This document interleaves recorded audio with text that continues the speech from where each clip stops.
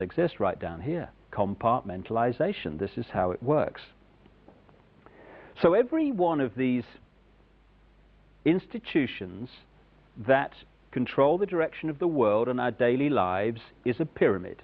The banking system is a pyramid. You go into the local bank, the person you meet across the counter won't even know what's going on in the bank manager's office behind them, let alone what's going on at board level and higher. So the banking system is a pyramid going to a peak.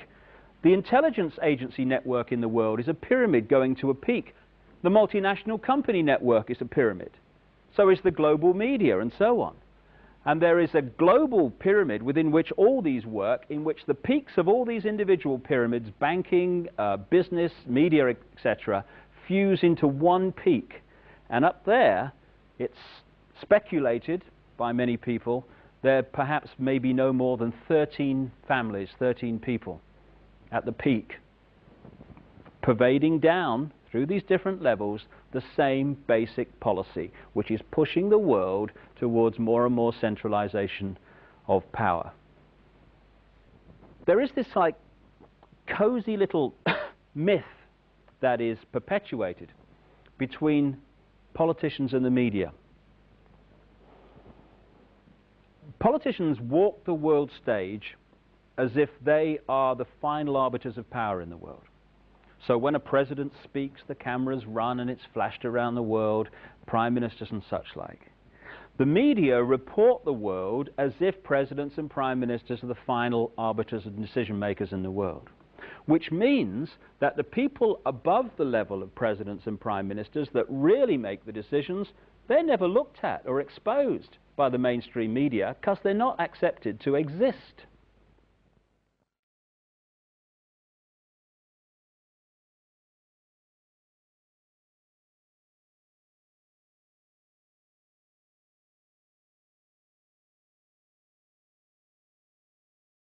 Well, I was in the FBI for 27.5 years, and at the time of my retirement in 1979, I was the senior special agent in charge of the FBI Los Angeles office. I developed information personally about just extensive corruption in the government, not only at the federal level, but all the way down to the city and state level across this country. I have information about corrupt judges, corrupt law enforcement, prosecutors, county officials, judges. It involves drugs, involves pornography, involves prostitution, it involves the cults, pedophilia. The bottom line is to take over the country and the world. For what, though? Power, greed. This goes back over 200 years, back to 1776, with the establishment of an organization known as the Illuminati. And if your listeners don't know what the Illuminati is, they need to run down to the library and look it up and do some research, because on May the 1st, 1776, a fellow named Adam Weishaupt, German, set forth 25 goals at the request of the Rothschild group that they needed to initiate in order to take over the world. We're talking about destroy the sovereignty of countries and destroy religions. And that's where it really started in modern day. And right today, believe it or not, and we have the documentation for this, we are probably 90%, their goals have probably been filled at the great rate of about 90%. This Illuminati, this group who called themselves the Enlightened Ones, had gained positions of power through control of the banking system. The Illuminati was founded on May 1st, 1776, by Adam Weishaupt, a professor at Ingolstadt University. Weishaupt obviously had been a serious student of the occult, for many of its bizarre features and symbols were incorporated into his organization. Weishaupt had been active in the Masonic lodges of Germany, and found in them the perfect vehicle for recruiting into his secret order, which he described publicly as the highest level of Freemasonry. The Illuminati was formally incorporated into the Masonic lodges at the Congress of Wilhelmsbad in 1780. There were 8 conspiratorial rings within rings, advancing from the outermost novice inward to Rex, or king. The king, of course, was Weishaupt himself, who had adopted the code name Spartacus. Those in the outer rings were told that the grand purpose of the order was to make of the human race, without any distinction of nation, condition, or profession, one good and happy family. But by the time the member had advanced to the level of presbyter or priest, his oath of absolute secrecy and obedience had become deadly serious. Only then was he allowed finally to see the ultimate goal of the order. It was the destruction of all religion and the destruction of all independent governments, replaced by a new world order, a world government ruled from behind the scenes by the illuminated ones. We have before us the opportunity to forge for ourselves and for future generations a new world order, a world where the rule of law, not the law of the jungle, governs the conduct of nations. When we are successful, and we will be, we have a real chance at this new world order, an order in which a credible United Nations can use its peacekeeping role to fulfill the promise and vision of the UN's founders.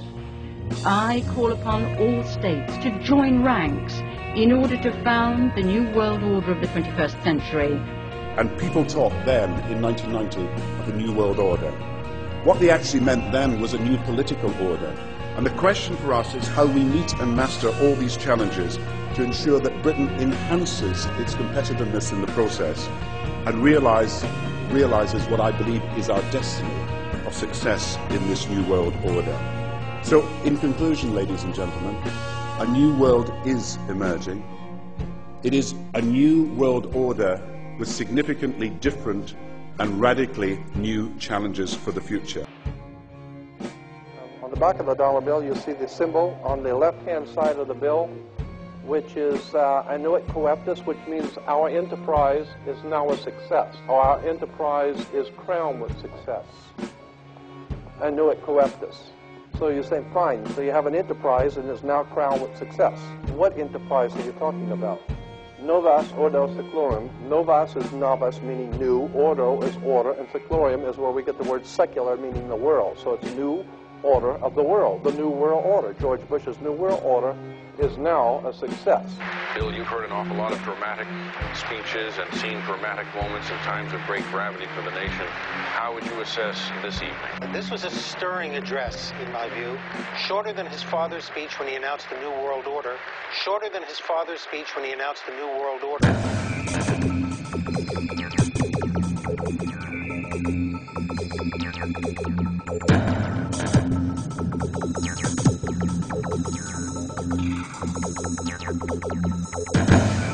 1934 is when the Federal Reserve actually finally took total control of the United States monetary system, and that's when they said it is now a success, because this is a symbol, this is an emblem of a secret society of Freemasons called the Illuminati, the German Bavarian Illuminati.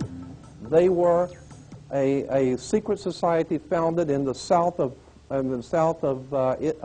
Germany. They were called the Illuminati, the illuminated ones, the enlightened ones.